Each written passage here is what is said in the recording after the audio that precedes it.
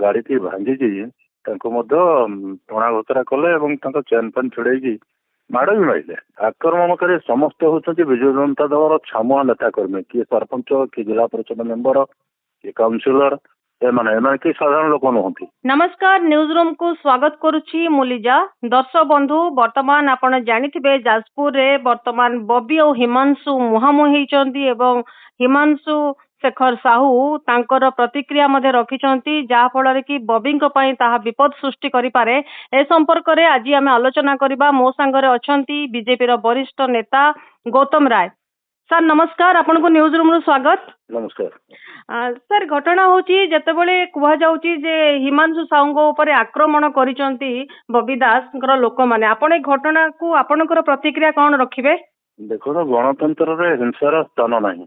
आज्ञा जने निर्वाचित विधायक धर्मशालार हिमांशु साहू सरकारी कामरे जाजपुर जिला सदर महकुमा को जिलापाल कार्यालय को जाउतला बेले अचानक तांको गोटे रास्ता रोकर सामना करियो पड़िला। रास्ता रोक होइतला बुढ़ा नदी शहर उपकंठरे बुढ़ा नदी पोलर आरंभ रे।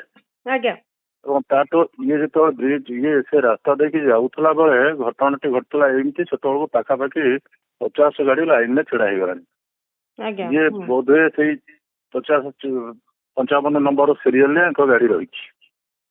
ये गाड़ी रू ओह्लई ना ब्रिज सेपटे आंदोलन किसी लोक बसिकी टायर फायर जड़िकी गणतांत्रिक भाव में बेआईन भाव में क्या अनुमति न नहीं कहा सूचना न देकी संध्या समय अचानक एमती गोटे अराजकता सृष्टि करने उद्देश्य से बसते ये गाड़ी रे कहीं जने भर देखला एमएलए धर्मशाला जाऊँ तेणु से तत्काल डकाडकी होगी आसिकी सीधा चार्ज कले तुम्हें कहीं विजेडी विरुद्ध में सब कहूच जाजपुर नेता आमर बबी भाई विरुद्ध में कहूच से प्रणव बलवंतराय को कहीं हैरान करुच खଣି खादान कहीं लिज करुच भाषा सी खराब भाव में गाड़ी गुलज करने सहित गाड़ी भांगिकी टणा घोषरा कले चेन फेन छिड़ेकी माड़ भी मारे। सर जो माने आक्रमण करथिले सेमानंक ऊपर किछि एक्शन निया हला कि? आक्रमणकारी समस्त होउछन्ति बिजु जनता दलर छामुआ नेता कर्मी, किए सरपंच, किए जिला परिषद मेंबर, किए काउनसिलर, एमाने कि साधारण लोक नहंती।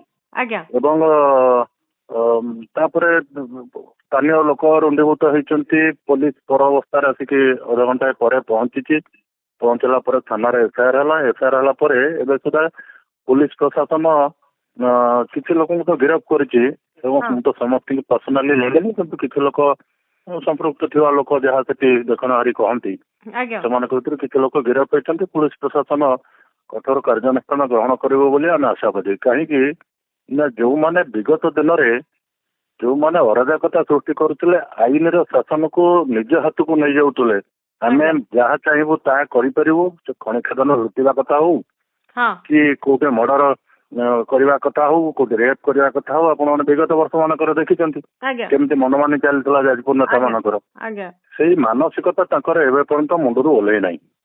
तेणु सी गोटे एमती कथा करी अच्छा मत गोटे कथा कहतु आपण जदि से आंदोलन करने को गले जो कारण होना कहीं हाथ में बाड़ी ठेंगा कोदाला गंटा आखु सब पाइले कौटू मैंने हाथ मारिकी गोटे फर्चुनर गाड़ी काच और गाड़ी की भांगी हेनी हाथ में दुटा गोटा मारिकी आप टीवी परदार सोशल मीडिया देखुंत केमती लाठी चली से घर भी सोशल मीडिया रे जो माने सेठी घेरिले समान तार फोटो छाड़ी जन सब विजुअल किंतु एथिरे बबी दास कहउचन जे तांको फसिया पई चेष्टा करा जाईची ए कथा को आपण कोन कहिबे? मु तो जानिले बबी दास कोन कहउचंती किंतु ये माने जे बीजेडी लोक नहंती सेही माने कहउतले जे हमको बबी भाई लल भाई कहउचंती बोली हिमांशु साहू निजे तांका एतालारे उल्लेख करिसंती। मु तो घटनास्थल नथिली से तो निजे तांका एतालारे उल्लेख करिसंती एवं एक कथा मतलब सोशल मीडिया में देखु कौ मैंने सब बड़ा पिटा कर मान चिन्हते आम तो भर अधिकांश को चिन्हचु ना फोटो देखले चिन्हु मैंने किए तेणु ये केते जानते केते न जानते केते लोक ग्रहण कर पुलिस प्रशासन केते ग्रहण कर समय कहलो। सर किछि लोक मु कमेंट पढुतले किछि लोक मध्ये कहउतले जे जाजपुर रे गड़ भुसुडीबा परे रक्त मुखा हे जाईची बीजेडी एवं जा फଳରେ कि ए सब आक्रमण करा जाईची किंतु सर मोर ଆଜ୍ଞା ହଁ ମୋର କିନ୍ତୁ ସାର୍ ପ୍ରଶ୍ନ ରହୁଛି ଏଇ ଯୋଉ ତାର ମୂଳ ଯୋଉ ଝଗଡାକୁ ହାଟକୁ ନେଇକି ତାର ଝଗଡା ରହୁଛି କି ହାଟ ବିବାଦ ବିରଜା ହାଟ ହାଟ ବିବାଦ? ଗୋଟେ ବିବାଦ, ଖାଲି ହାଟ ନୁହଁ, ଯାଜପୁର ଜିଲ୍ଲା ସମସ୍ତ ପ୍ରକାର ଲୁଟରେ ପରୀକ୍ଷାଗାର ପାଲଟିଥିଲା ବିଗତ ଦିନ ମାନଙ୍କରେ।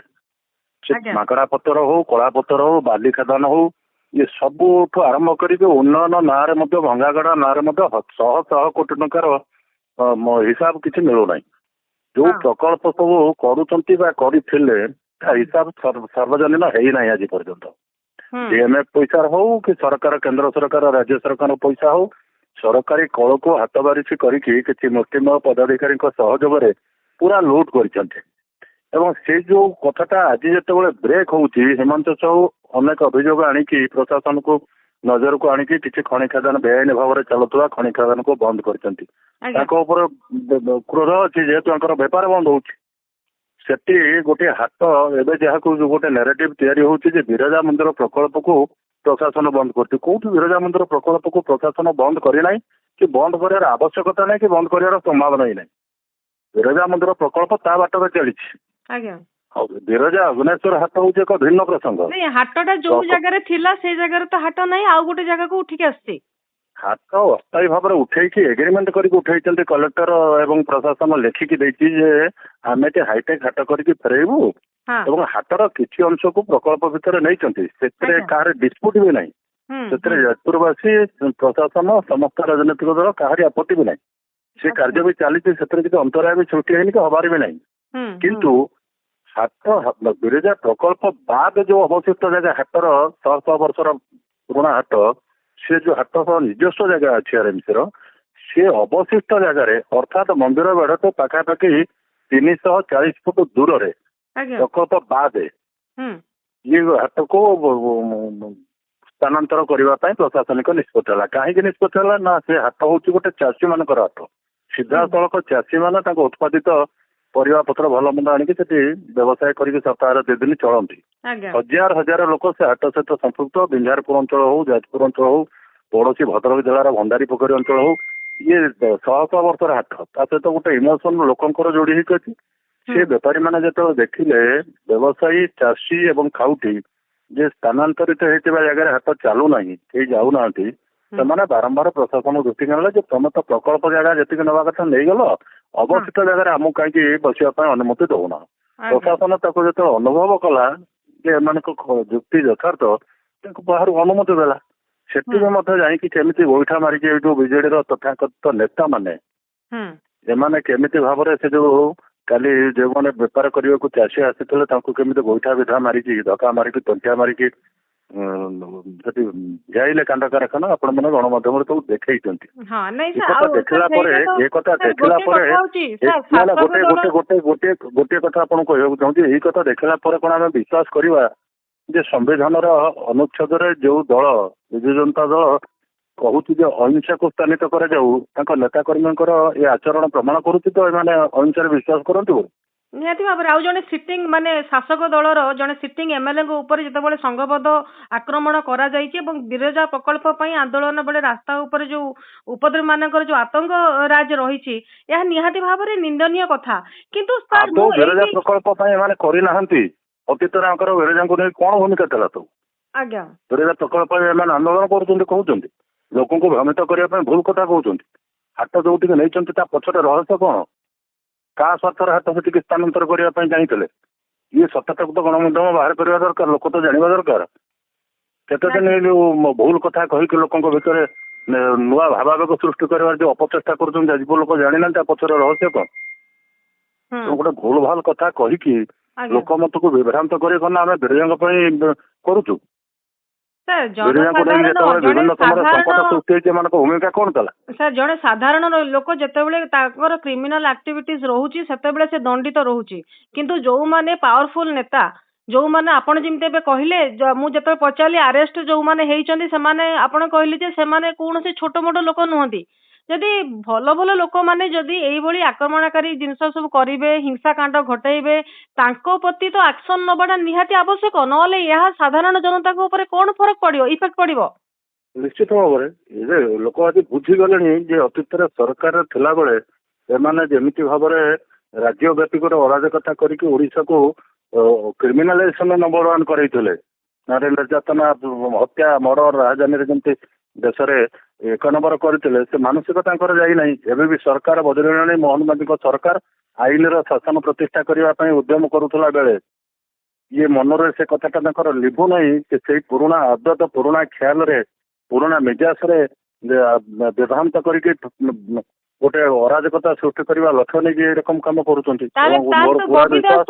बबी दास तो ओपनली चैलेंज करथिले जदि मु दुर्नीति करिछि जदि मु क्राइम करिछि ताले मते अरेस्ट करके देखा जाउ ताले काहे कि आपनको दल तो बर्तमान शासक दल अछि काहे कि बर्तमान से अरेस्ट करू नांदी तांको नार जे अभियोग अछि केते जदि सरकार तो कहउछन तदंत चली आईन निश्चित भाव में ता बाटर जीव जदि प्रकृत किसी सत्यासत्य से बंधा हेबे बोली भाबुछन कहीं अभ्या करो ताले आपण कहउछन ए घटना ऊपर निहाती भाव में कार्यानुष्ठान निया जीवो मोर पूरा विश्वास नुआ सरकार मोहन मांझी सरकार आईन शासन तैयारी करने एस्टाब्लीश करने विपर्यस्त होता अव्यवस्था को सजाड़ा जहाँ दरकार ता निश्चित भाव कर पूरा विश्वास मोर अच्छे माने एटा होची जाजपुर बिरजा हाट प्रसंग को नहीं कि आज ये सब नाट चली केवल हाट को नहीं नुह आज्ञा कहली से धर्मशाला विधायक को आक्रमण करने पछरे जो लुट कर मानसिकता से चेक नागिमाने रक्त चाउल चोबाउंट सेपटे व्यक्तिगत स्वार्थ हाट को गोटे पछरे रखिकी बिरजा को आड़ कर अतीत बिरजा ना राजनीति बहुत कर बहु फायदा भी नहीं आज से चक्कर अच्छा बिरजा प्रकल्प कथा कहीकि लोकों भितर कथा पूरे कहूँ कि स्पष्ट करदेवाई चाहूँगी मुझे बुझी गोटे सरकारी दलर साधारण कार्यकर्ता भाव में मोर जी मो पाखे खबर अच्छी मुझे जानी अनुभव करी बिरजा प्रकल्प किंबा जाजपुर कौन उन्नयनमूलक प्रकल्प को बंद कर सामान्यतम संभावना ही नहीं किंतु प्रकल्प ना निजर कुछित भावना निजर राजनीतिक आकांक्षा निजर व्यक्तिगत स्वार्थ चरितार्थ करने ये सरकार केदे सुजोग दब ना स्पष्ट हो दरकार हाथ सहित बिरजा मंदिर बिरजा प्रकल्प कौन संपर्क नहीं बिरजा प्रकल्प जहाँ प्रस्तावित प्रकल्प अच्छी बाद प्रशासन चिन्हट कर